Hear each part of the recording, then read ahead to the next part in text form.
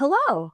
I'm Julie Zalman Davis with the SEC Small Business Advocacy Team, and I'm so excited today to be continuing our Let's Talk Small Business series with our guest, Gwen Hart.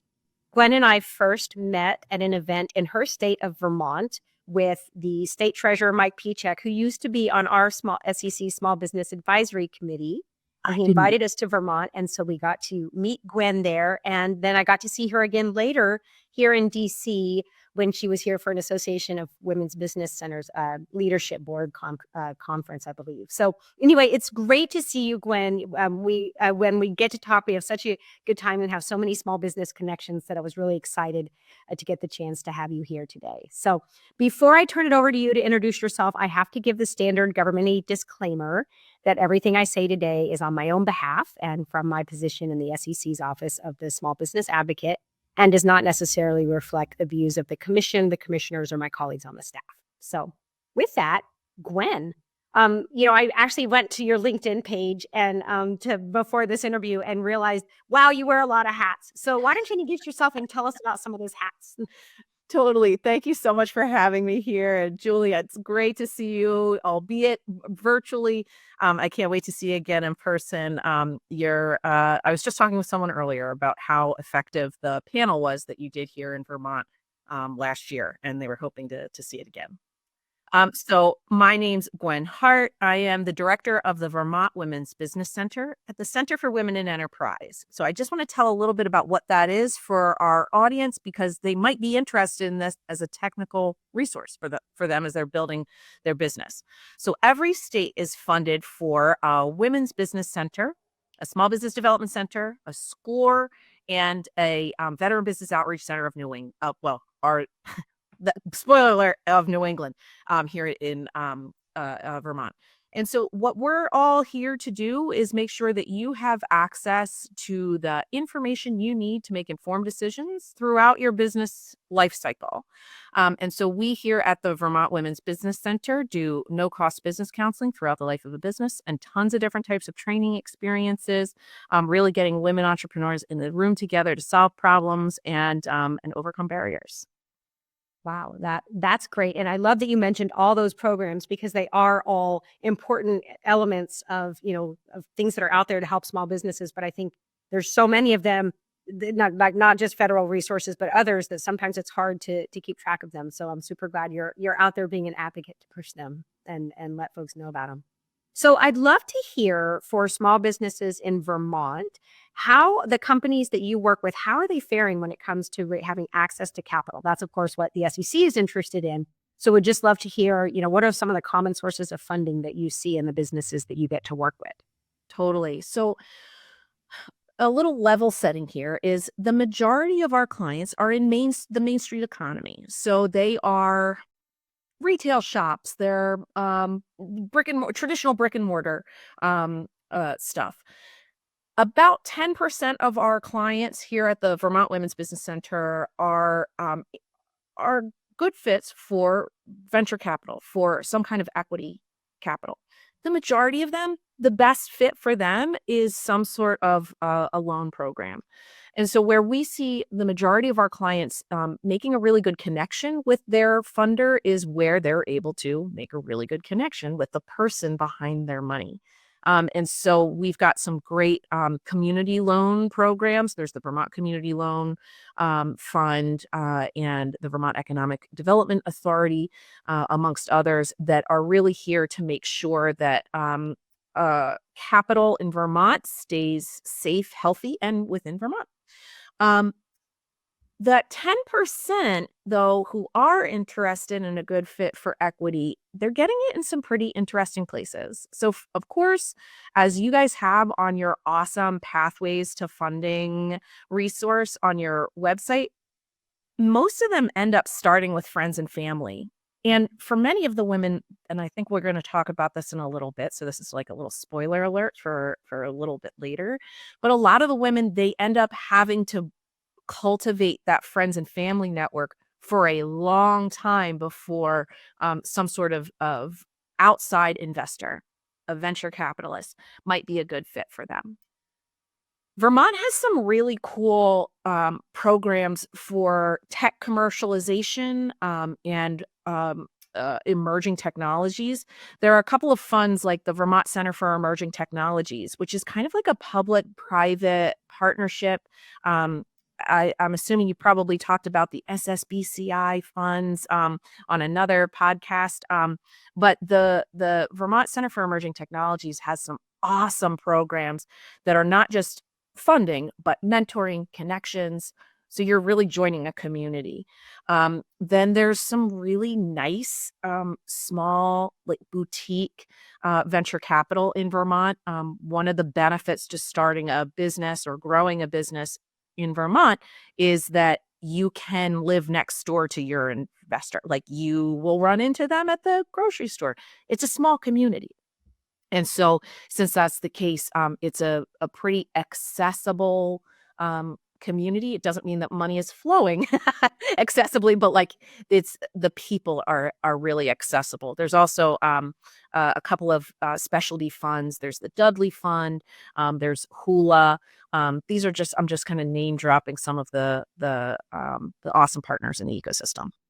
Fantastic. Well, I love that you brought up the fact that, maybe about 10% of the companies you work with are a good match for equity financing, because that tracks very similarly with the data that we see on a nationwide level, which is that, fewer than 10% of companies even seek equity investments.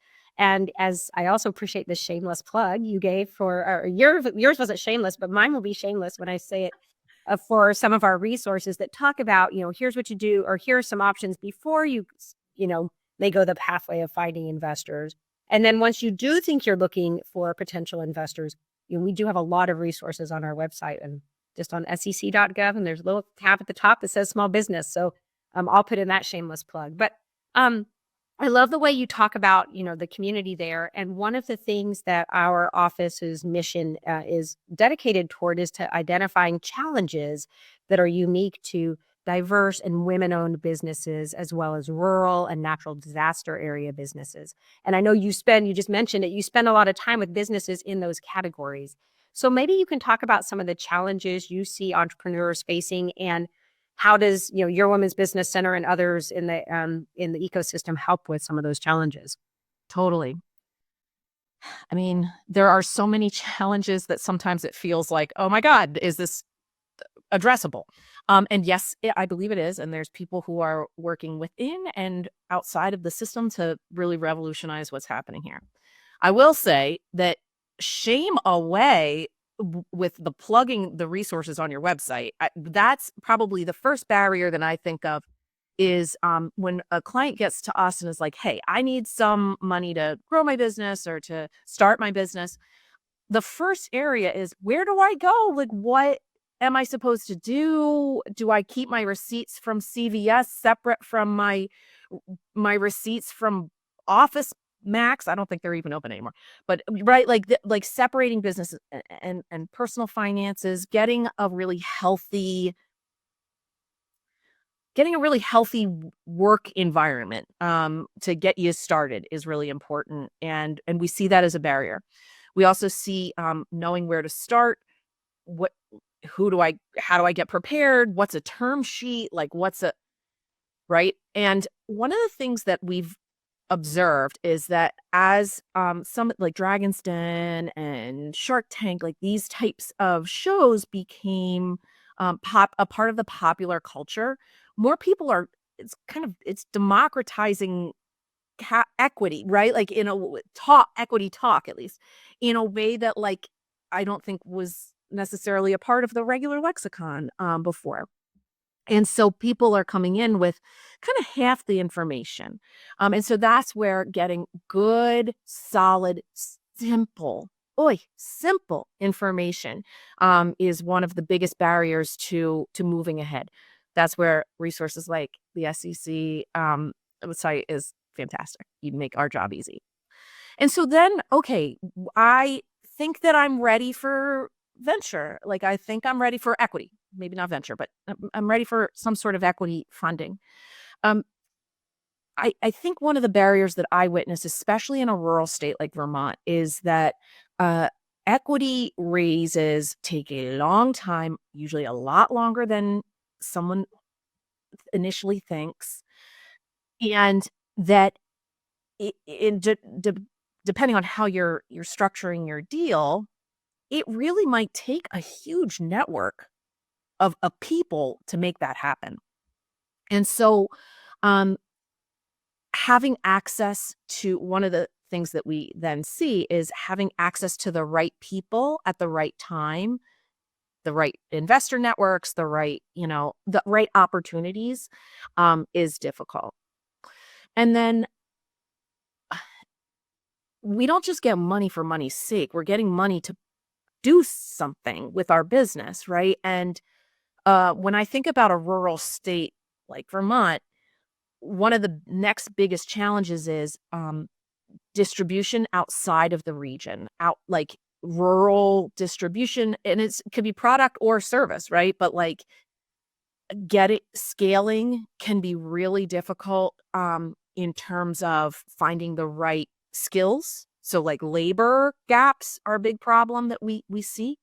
And then actually having access to the scalable networks that will allow your business to grow. And so that's where we see things like the Women's Business Enterprise National Council. They do certification for women-owned businesses, and the Center for Women in Enterprise does the certification for women-owned enterprises in the Northeast. That is an awesome way to get into corporate contracting. With corporate contracting, your business can grow, or getting a government contract, your business can grow, then open you up for more opportunities to network and really negotiate with people who might want to give you equity. Wow. Wow. Well, no, I mean, that makes a ton of sense. And we do hear that from other rural areas as well. And one thing I wanted to you've talked a lot about the rural aspect of Vermont. I wanted to also just talk about, because Kim and I saw it first, Kim from my office and I were in Vermont, as I mentioned, last October, and we saw so much damage from the historic flood that you all had. And I'd be curious to hear how that natural disaster impacted the small businesses there and how the recovery is coming. Thank you for asking. So believe it or not, we had historic flooding both in 2023 and 2024. Yeah. And so recovery is slow in many cases. The 2024 flooding was much more impacting the residential market than the business market. That's not entirely, of course, but that's where we saw the biggest impact, housing and things like that.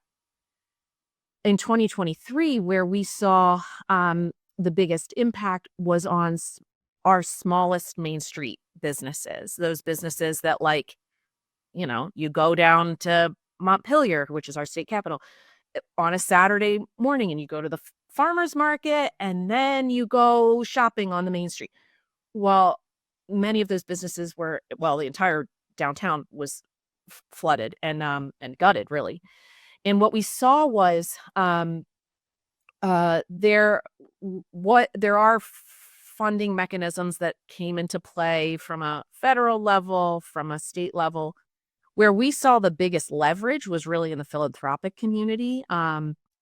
That's where we saw, like, the Vermont Community Foundation and Vermont Women's Fund got together to do $5,000 grants for flood-impacted women-owned businesses across the state. That ended up being a really innovative and effective funding mechanism to get many of our smallest small businesses back on the ground. And where we saw them using a lot of that money was for resiliency planning. So, right, like building, moving their inventory upstairs, or just a variety of things, getting the machine that does the thing so they don't have to anymore. So we did see that those were really, really effective, and it brought the community together, as these things tend to do, in a big bummer of a way. Right. I love the specificity that you put on that, like the machine and, moving the inventory. Like it's hearing those details of what's happening with, you're the boots on the ground and you're seeing that.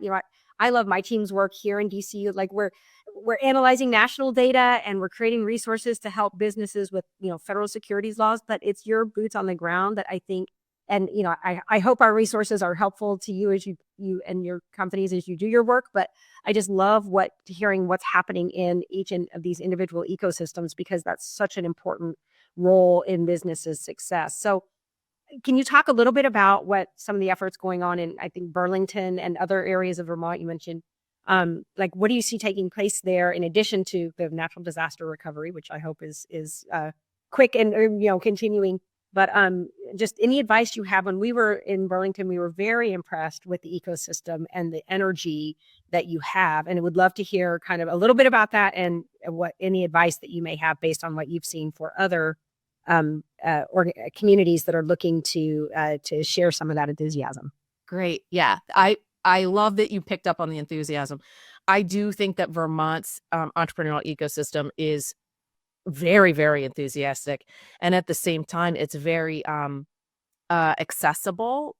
It doesn't mean that it's going to result in what you want, right? Like if I'm an entrepreneur and I show up and I'm like, this is great. I'm at the same thing as 7,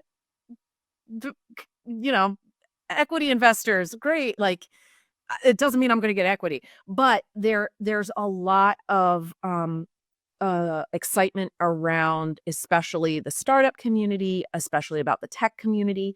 There's some really interesting. We have a pretty rich healthcare slash med tech community here. Also, you know, general tech is kind of it's a really fun little hotspot for innovative stuff. There's also really cool stuff happening in the agricultural space that are bringing tech and revolutionary ideas to it. Literally the oldest profession of domesticated humans, right? Like is agriculture. So so there's some really interesting movements around farm, food, and ag.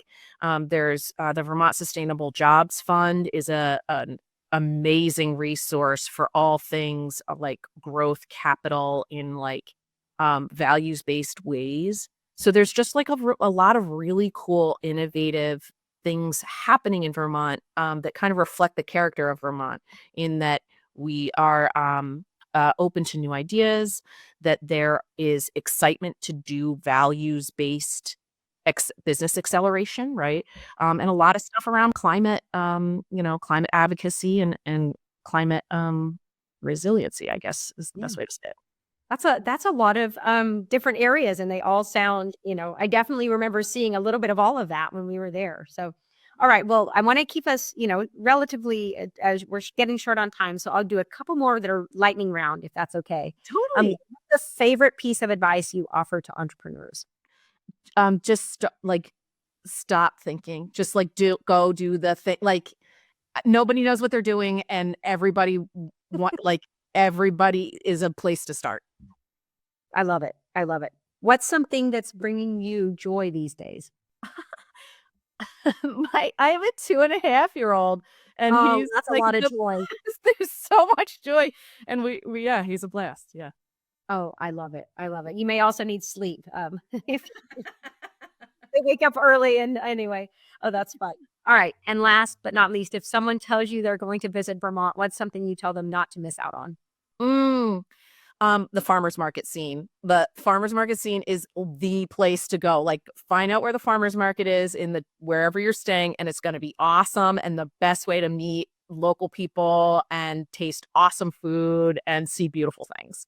I love it. I love it. Well, Gwen, just thank you so much for taking the time and sharing your enthusiasm and expertise with us today. I just love getting to hear what's going on with small businesses in Northern New England, and I'm sure our listeners will too. So just thank you so much. Thank you, Julie, and thank you for all you do for us. We love doing it.